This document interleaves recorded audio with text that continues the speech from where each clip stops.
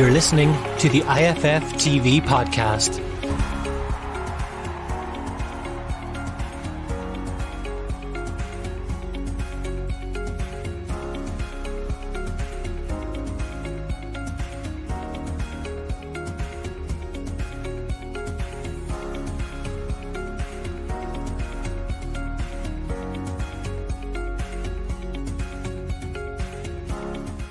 Hello, welcome to Irish Football Fan TV. This is our League of Ireland Premier Division show. It's myself, Paul Nealon, and I'm joined by Gary Spain. Gary, how are you this morning?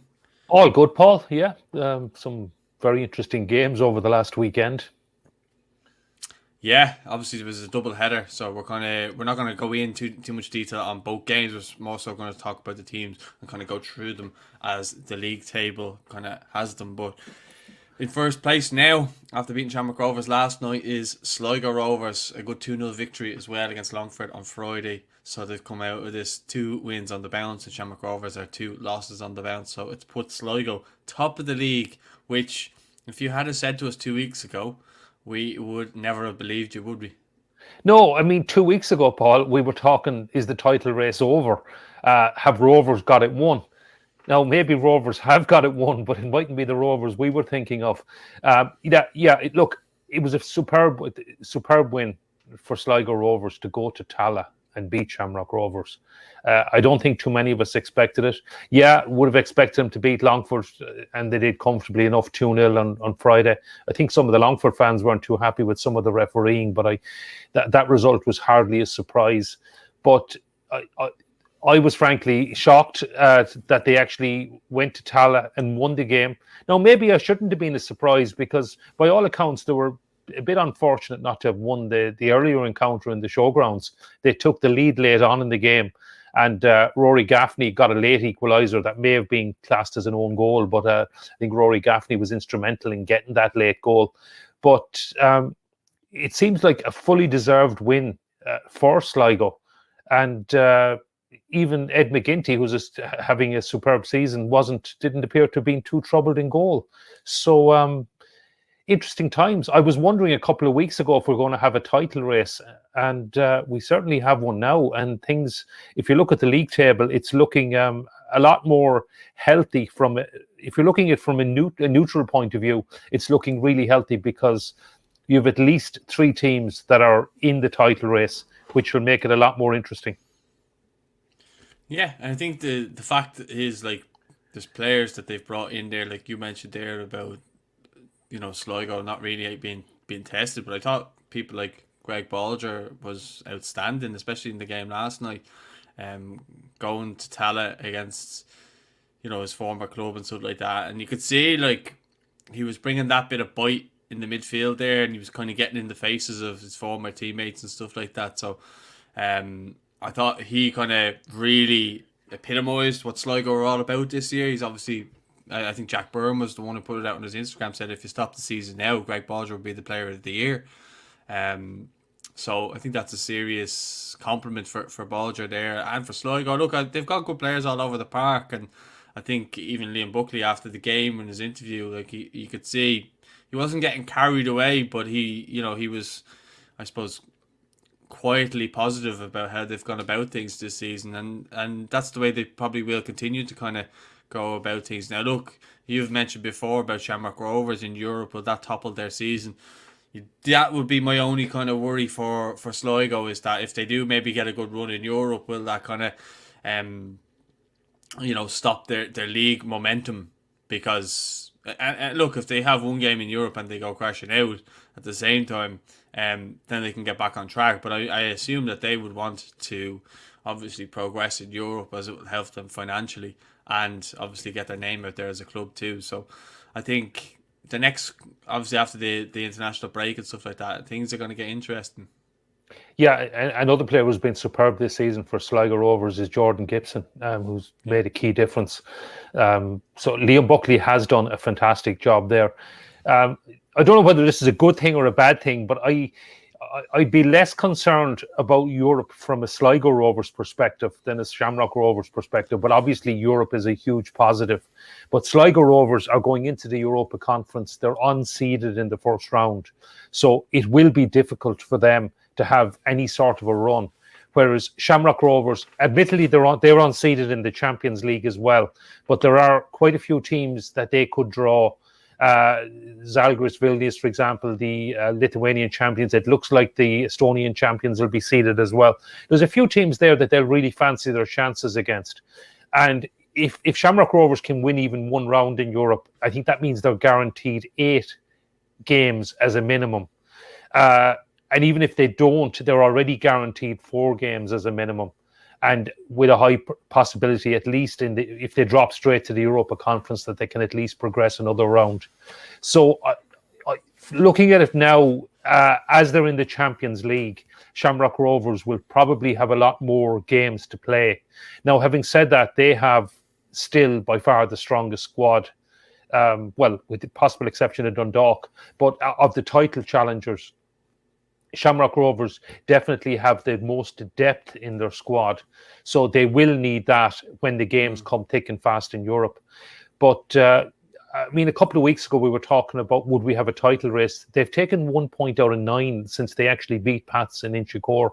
The draw with Derry was maybe considered a blip. But now, to go to Dundalk and lose to Dundalk, now they were perhaps a bit unfortunate to lose in Dundalk, but it looked like a fully deserved win for Sligo Rovers yesterday. Yeah, I watched the game. I thought Sligo were the better team. Marginally the better team, but still, there wasn't a whole lot between the two sides, you know what I mean? But I think Shamrock Rovers are starting to see that, the squad is really starting to thin out at the moment, and they're down to the bare bones, it seems.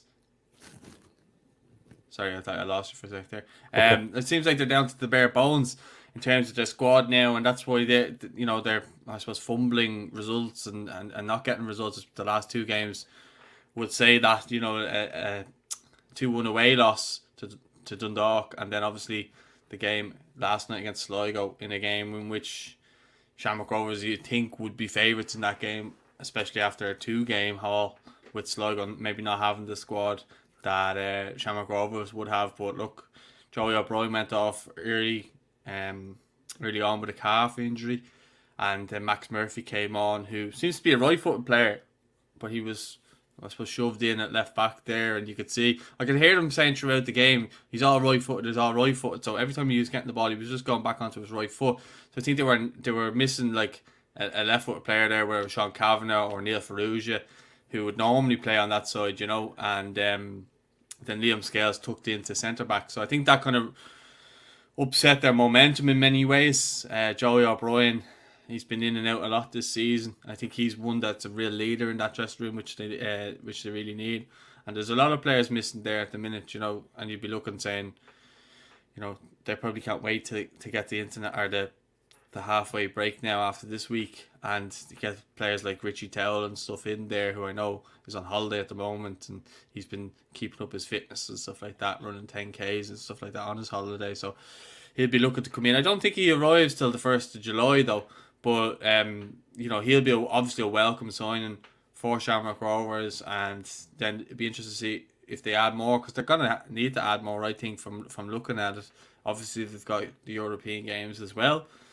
But for Sligo, I'm delighted. Look, and we spoke a couple of weeks ago saying we didn't know if we were going to have a title race, and I think it was a case of wanting a title race and wanting someone to step up. We thought it was going to be Pats, but now it's Sligo, and it's amazing what a couple of weeks can do with injuries, suspensions, and so on. And now Sligo are top the league, and fair play to them. I'm really happy for them. Yeah, look, fair play to them. They're a fantastic club, a fantastic community club. They also had good news about only last week about the new ground development in the showgrounds as well.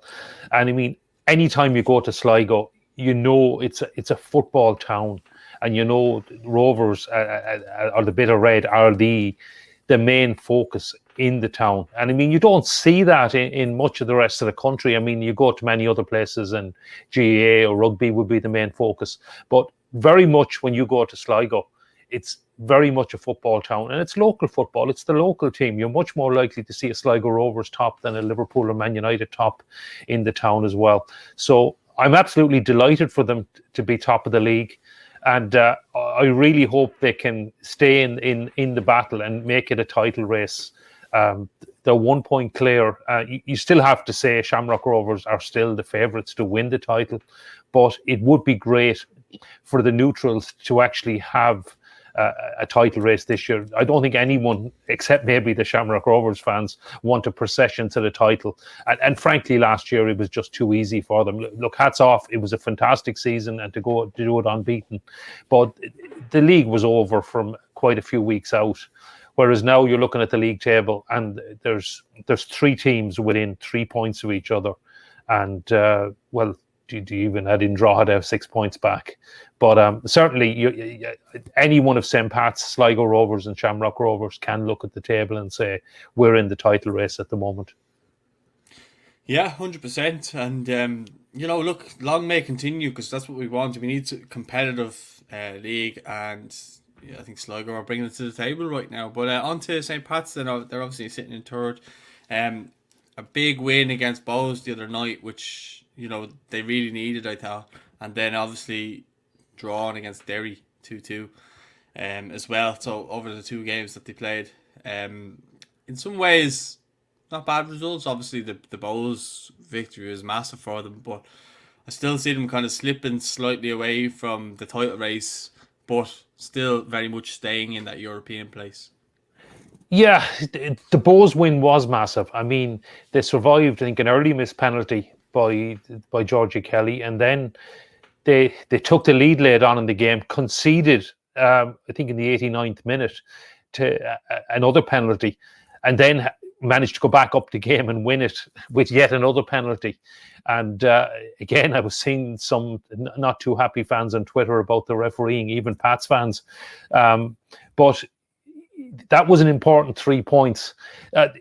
Now, the result in the Brandywell, look, if you go to the Brandywell at any stage and get a point, it's a decent result. But I think if St. Pat's were really going to build on that win over Bohs, they may, and Derry are not firing on all cylinders, particularly at home. If you're going to win a league, I think at this stage, and you're a few points behind, I think Pats would have been looking to go to the Brandywell and win, and that would have really tightened things up at the top. But look, they're 3 points behind Sligo Rovers. They're 2 points behind Shamrock Rovers. They've got to be happy with the way this weekend has panned out. And but it doesn't get any easier. I think they've Dundalk at Richmond Park on Friday night. So the tough games keep coming for Pats. Do you think that playing Dundalk at this time is a good thing? Well, it's hard to know what Dundalk. We can go on and talk about Dundalk, Paul, but it's hard to know what Dundalk team you're going to see. I mean, is it the Dundalk team that beat Shamrock Rovers 2-1, hugely impressive, maybe rode their luck a little bit, and or the Dundalk team that absolutely capitulated in Dalymount? I mean, that was a shocking result yesterday to lose 5-1 to Bohs, and so it probably depends on what Dundalk shows up. I mean, is it a good time? I think it might be a bad time to face Dundalk on Friday night, because surely there is going to be some sort of a reaction after yesterday's result. And now, I don't think going to Inchicore is ideal for Dundalk either. But I don't know. I think Pats would probably prefer to face somebody else. Yeah, I think with Pats, it's just it's an interesting one, because you've got players there like Chris Forrester, and I know a lot of people are thinking that he should be called up. Or should have been called up based on form. But I think if they really want to be contenders, you probably expect a bit more from him, a bit more goals maybe. I know he's not a striker, but I think they've spent really well, but I still think they're kind of clicking in some ways. And again, it comes down to injuries and stuff like that. I think if you take a couple of players out of that team, they're not the same team, and they struggle then to bring in, I suppose, the level of quality. Say a Chris Forrester drops out, you don't have anyone who can live up to that quality. Whereas maybe with Shamrock Rovers, and I know you've touched on this before in previous shows, is that they could take out a Chris McCann and bring in a Gary O'Neill, and they're similar in quality. There's not a major drop off. Whereas I think with Pats, I think if you take out any of those players, there is a major drop off, and I think that's probably what we're seeing in results at the moment. I think Chris Forrester is. Look, I actually think he's having a really great season. I know the Pats fans are raving about him. I think he scored 3 goals, but it's if you take someone like that out of any team, it's going to be hard to replace with like for like quality. I saw some of the Pats fans were calling for him to be in the national squad, and I suppose they're making comparisons with Denny Manzareo. I don't know. The thing is, it's great to see Chris back to his form this season. I don't think we'd seen that in the last couple of years. So time will probably tell. I think it would have been a bit early to call him into the national squad. I think. I know we talked about it. I was a little bit surprised Danny Manzareo was called up, but I can kind of see why that was done. And if you think about it, so. But just in general on St. Pat's, maybe we're being a little bit too critical here because I don't think their aim at the start of the season was to win the title, and I don't think too many people were seriously considering them as title contenders. Now, they are at the moment, and they may well continue to be, but I think if Pats finish in the European positions, it'll be quite an achievement this season. And so they've had a pretty good start to the season. They've had a reasonably good weekend. It was very good for them to beat Bohs at home, and as I said, a point in the Brandywell is rarely a bad result. So and I think they did well, and particularly to go behind in the second half and come back and equalise. So I think they've got to be fairly happy with how things have panned out. Yeah, I also think that they've bought really smartly. There's players there like Matty Smith and Sam Bona came in from Waterford as well. Obviously, Matty Smith got the goal against Bohs there the other night, on Friday night. So I think they've bought well in that sense as well. Players like that have come in and added that bit of quality as well, which maybe they were lacking a bit last year. So look, as you say, maybe we are being a bit critical, but that's, I suppose, in some ways a compliment of how well they've actually done so far this season. And I'm sure Pats fans, and they can let us know in the comments or whatever, how they're kind of feeling with the season so far, because I know it's been a little bit of a roller coaster, but for the most part, it's been a very good start to the season for them. And as you said, finishing the European places would be ideal, but I suppose from a neutral perspective, you would want them to be finishing as high up as possible and make it as competitive as possible up the top of the league. But I suppose another side who are having a roller coaster and in a really good way is Drogheda United, who are still in fourth. They've come off this double header with 2 wins. Dane Massey loves a free kick lately, and obviously scored a last minute absolute peach of a free kick against Finn Harps to break Finn Harps' hearts, and then they beat Longford 4-1 as well, and Jordan Adeyemo getting 2 late goals. He seems to love late goals because obviously they beat Pats there a couple of weeks ago. I think that was the start of Pats' small mini downfall. But Ronan Murray and Mark Doyle getting on the score sheet as well for Drogheda. So they're getting goals from everywhere, and they're winning games. Yeah, and you mentioned Dane Massey's brilliant free kick. Ronan Murray had a superb free kick yesterday as well. And I wanted you to say that. Right. I don't know what you're on about a roller coaster. I think Drogheda at the moment are on a stairway to heaven because they're going one way so far all season. It's been upwards and it's been superb. They're the highest scorers in the league. They've scored 26 goals, which is 6 more than anybody else. And yeah, but now you might say the 7 against Waterford, but even taking those away, you still got 19 goals in all the other games. So they are doing really well. They're clear in 4th place, and they're actually 4 points ahead of Finn Harps. And you mentioned the win over Pats. I mean, they're in great form. Now, we've talked about them a few times. They have signed some very good, experienced players, and we mentioned even the 2 free kicks. But the likes of Dane Massey and Ronan Murray, etc., are crucial players for them. And they're having a superb season. And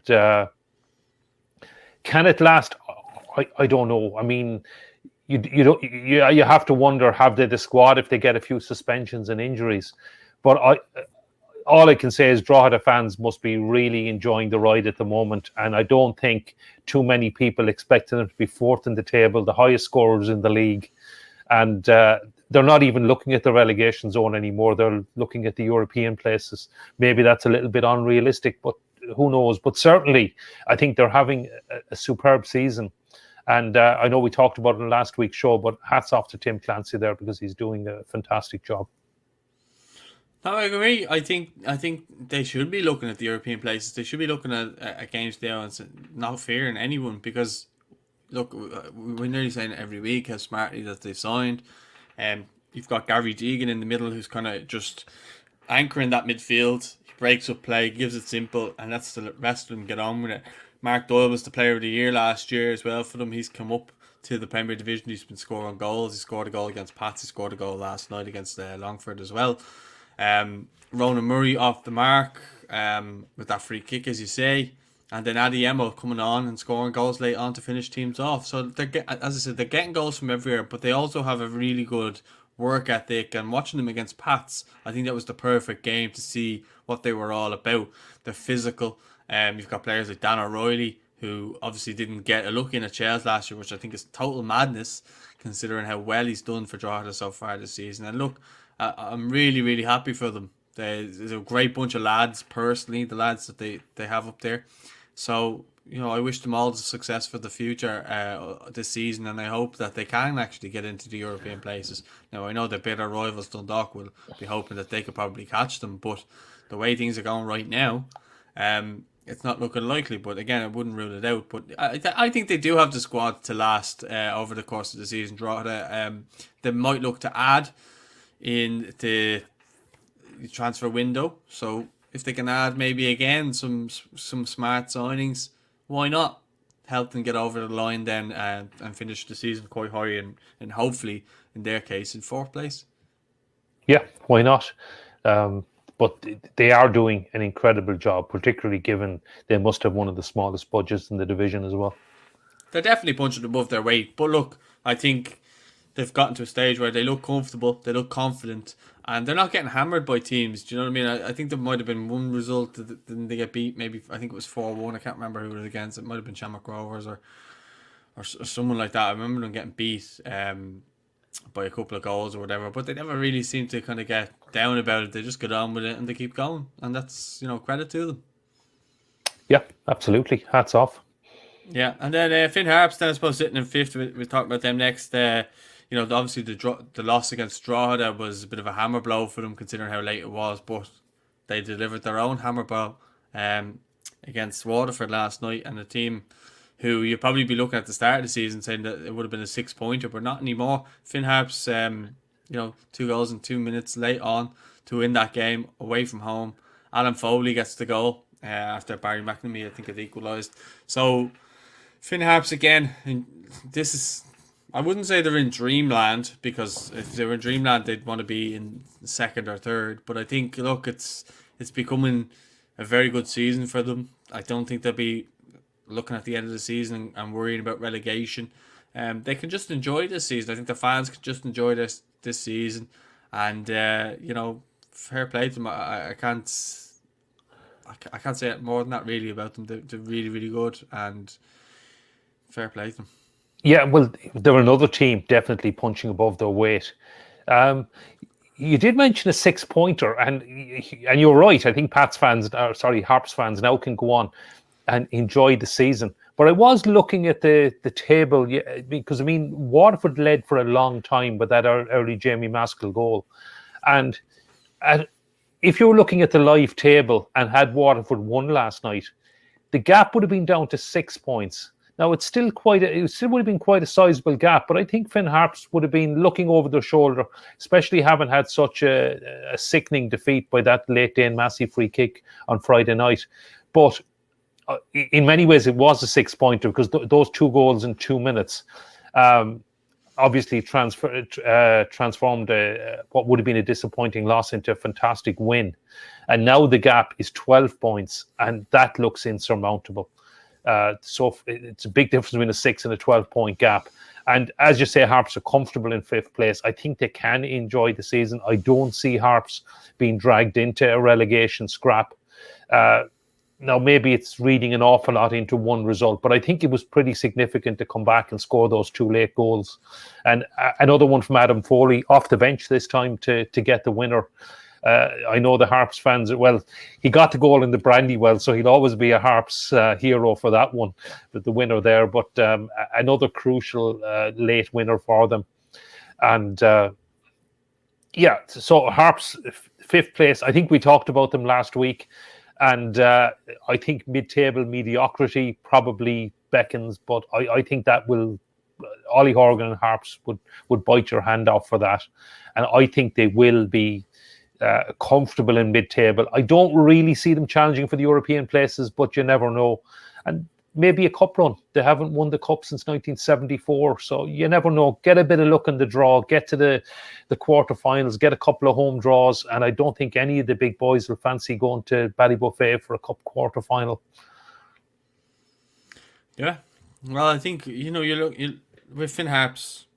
I think if you had said you're going to finish 5th or above at the start of the season, they never would have believed you.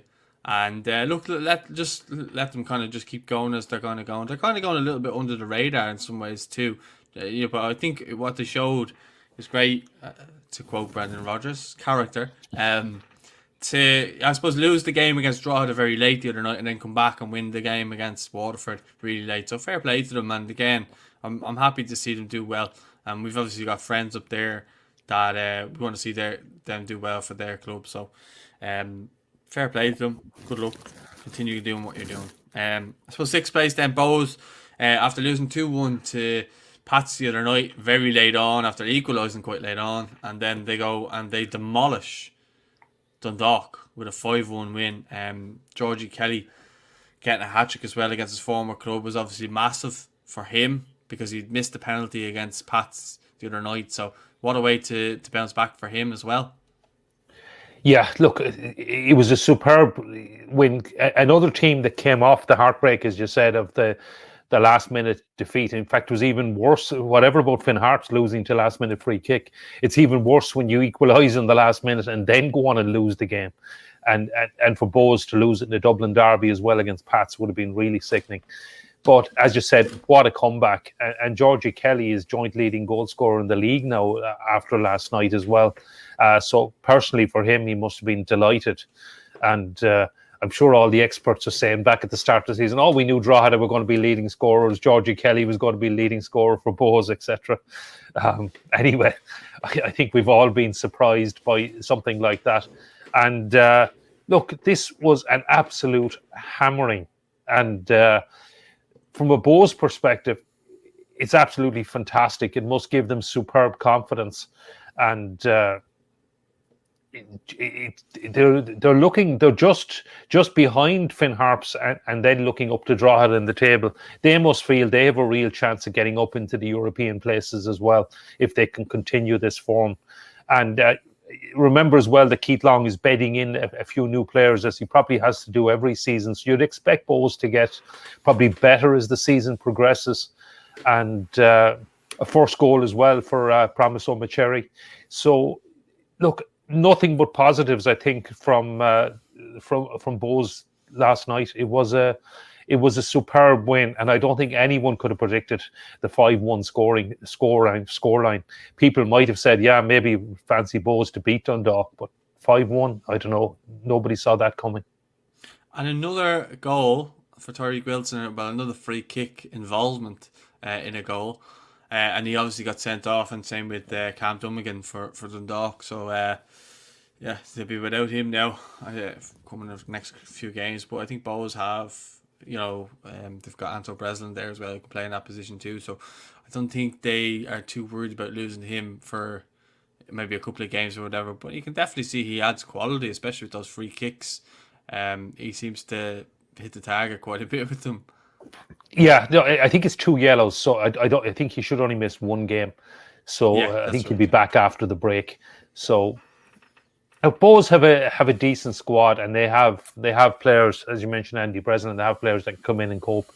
But Tariq Wilson has been doing really well for them, and a very promising Irish underage international who we still have high hopes for. Yeah, his brother's doing quite well at Shelbourne as well.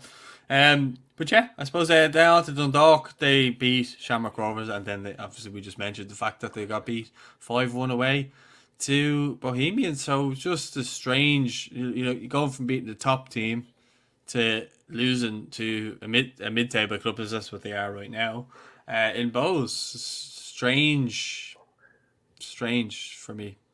Just everything that's going on with Dundalk is just strange for me. They obviously had the protest outside the ground the other night. I seen Pat Hoopen putting up a tweet that he wasn't impressed that he was getting abused and staff members were getting abused by fans and stuff like that. Fans were unhappy that areas were blocked off, that they couldn't watch the game and stuff like that. They obviously want Bill Hulsizer out, and I know you feel strongly about that they should be careful of what you wish for. You've spoken on previous shows about that, but it's just so much drama going on, and it's a real fall from grace of the club that you probably look at a season and a half ago and go, wow, up until Shamrock Rovers winning that FAI Cup, Dundalk look like a train coming through, and they were taking everything in front of them out.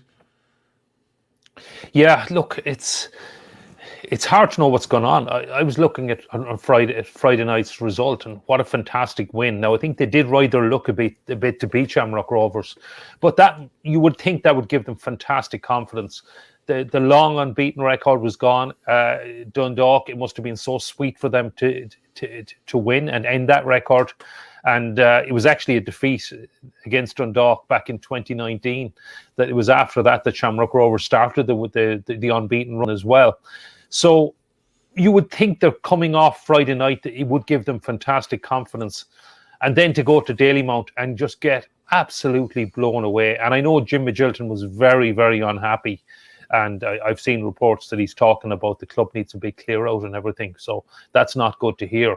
And the fans' protest, as you mentioned, Paul, it's not good because, look, Dundalk are certainly, we talked about the likes of Drogheda and Finn Harps punching above their weight. Dundalk are certainly punching well below their weight at this stage. They should be in one of the top two places, given the squad, the budget they have, etc. And we've said it for a few weeks. They do need a manager in quickly, and they do need to start winning matches. And I don't know if there's been any progress. There's been plenty of rumours, but there's no sign of a new manager coming in, and it's got to be concerning for them. And we talked about the fan protest. It was there on Friday. My concern would be that the fans better know what they want, because Dundalk have a big budget, and to maintain that kind of budget, they are going to need investment from somewhere. So if you do want the likes of Bill Hulsizer out, then you got to think, well, what do you want in, and what do you want to replace this, and where is the money going to come from? Because I don't think it's going to come from the fans. So just that would be my note of caution. And because it's not, as I said in previous shows, it's not a case of trying to getting the Glazers out of Manchester United. I understand where the Man United fans are coming from, because the Glazers are taking millions, or if not billions, out of Manchester United. They're making hundreds of millions from their involvement in the club. Bill Hulsizer and Peak Six, etc., they are losing money on Dundalk.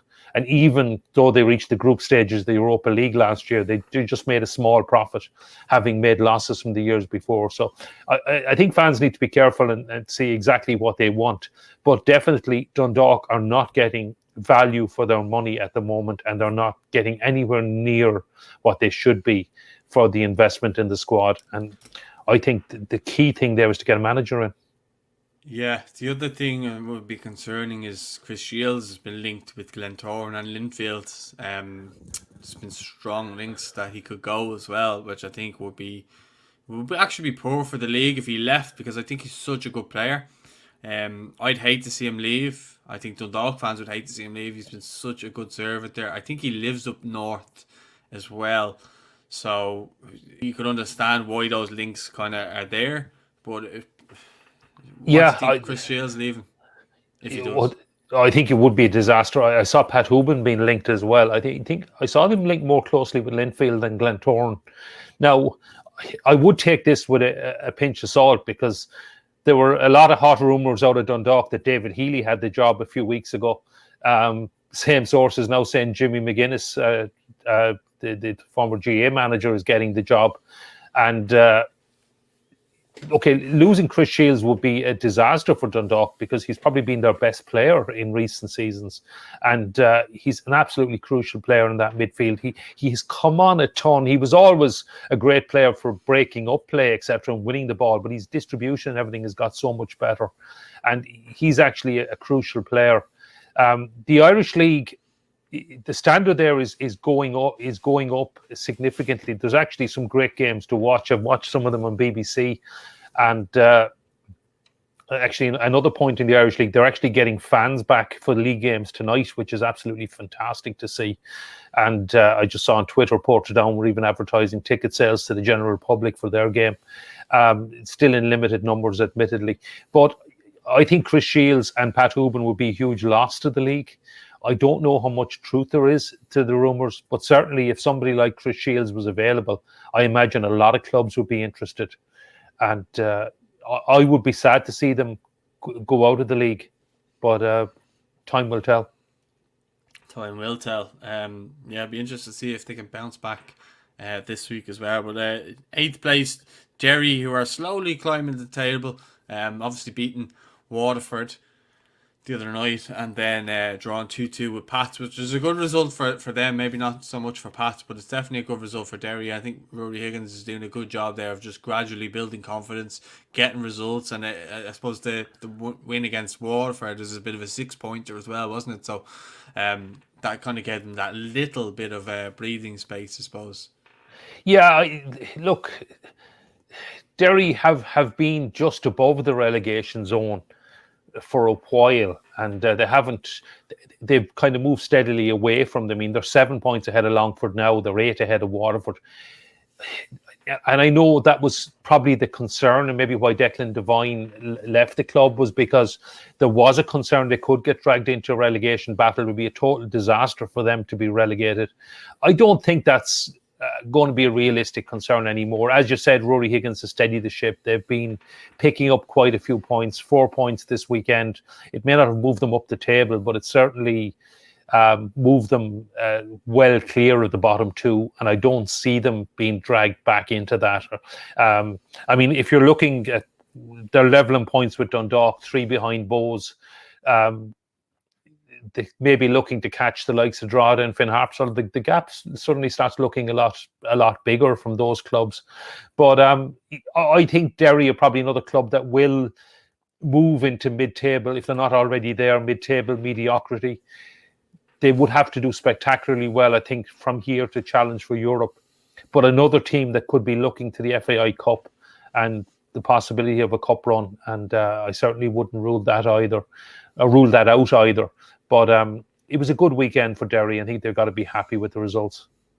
Yeah, I think at this stage, I think a lot of people are still eager to see Joe Hodge play, and it'd be interesting to see will that loan move carry any substance? Will he just go back to Man City and maybe go on a season-long loan elsewhere? Because I think it's fair to say the loan move hasn't worked out just down to injury, not through anything else, which is a shame because obviously we would have liked to have seen him, I suppose, in the flesh and just kind of seeing what he's all about in person, because I don't think you or I have seen him since he was in that 17s tournament or the 19s tournament, maybe for yourself. But in the flesh, I saw him at the 17s tournament. I thought he was very good, but it just hasn't really worked out. And look, that's football. Sometimes things like that just don't work out for no real reason, but just don't. Yeah, no, he is a very promising player, and as you said, he's really impressed on underage.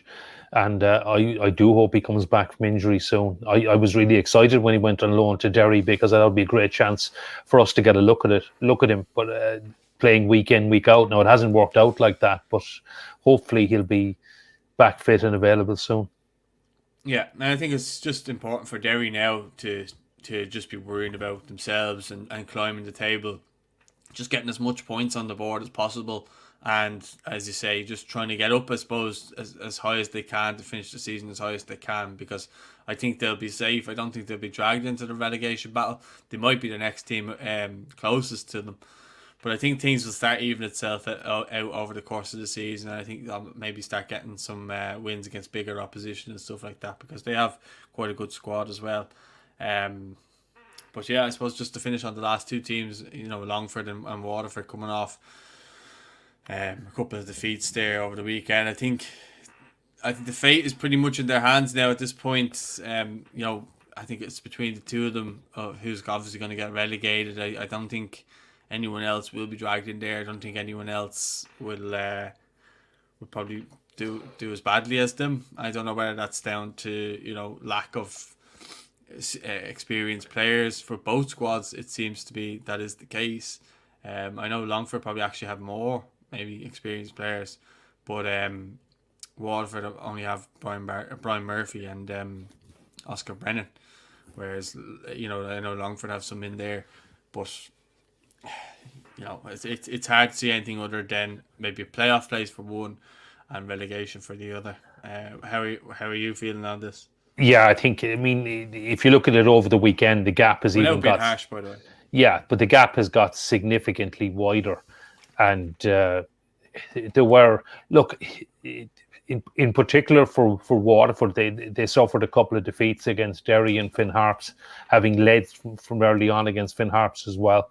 If they were to hope to get for third or fourth bottom or something like that, you really would have needed to pick up points from both of those two home matches. And so it was a major disappointment. Longford, yeah, I don't think they would have expected too much going to the showgrounds. They might have had more hopes against Drogheda, but for the second time this season, Drogheda put 4 past them. And even though I think this was a lot more, I suppose, a better performance from Longford in that they actually came back to Aaron Dobbs in the second half, and they actually had chances to make it 2-2. But those 2 late goals just finished them off. But as you said, it really is very difficult to see anybody else getting dragged into this between the two of them at the bottom. And I mean, I'm looking at the fixtures coming up for Longford. Shamrock Rovers at home on Saturday. They come back after the break and they entertain St. Pat's. And then they've got Dundalk away. And then the absolutely massive game is they have Waterford at home. Whereas from a Waterford perspective, they're going to Dalymount to face Bohs on Saturday. They come back after the break with a trip to Oriel Park, and then they entertain Shamrock Rovers. Now, I know you never say anything in football, but it's very hard to see either of them picking up too many points in their next 3 games. And then the absolutely massive game in Bishopsgate, Longford against Waterford on the 22nd of June. I wouldn't be surprised if both teams already have half an eye on that game. And managing, particularly as it's a midweek game, managing squads and everything, looking at players' injuries, etc. Because that's shaping up, even at this stage of the season, to be a massive game when you're talking about either automatic relegation or the playoff spot.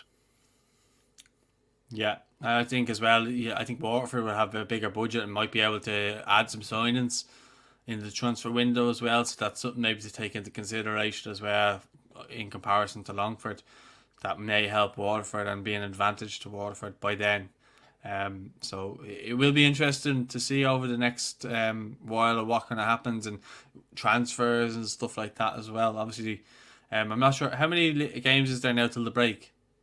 So there's only 1 game. So the break is after next weekend. But the transfer window doesn't open until the 1st of July. So there is quite a few games after the break before you can bring in players. Right. Okay. Well, at the same time, they'll be looking, I suppose, to just get to that line where they can buy players. But yeah, as you said, if that game's going to be played before, then that is massive. But I still think that Waterford will significantly strengthen their squad. And they'll have to from July 1st. So, yeah, let's see what happens. Anyway, I think that's it for our League of Ireland show. Huge thanks as always for joining me. Let us know your thoughts in the comments. Excuse me. Don't forget to like the video. Don't forget to subscribe as well, please. And we'll speak to you all soon. Have a lovely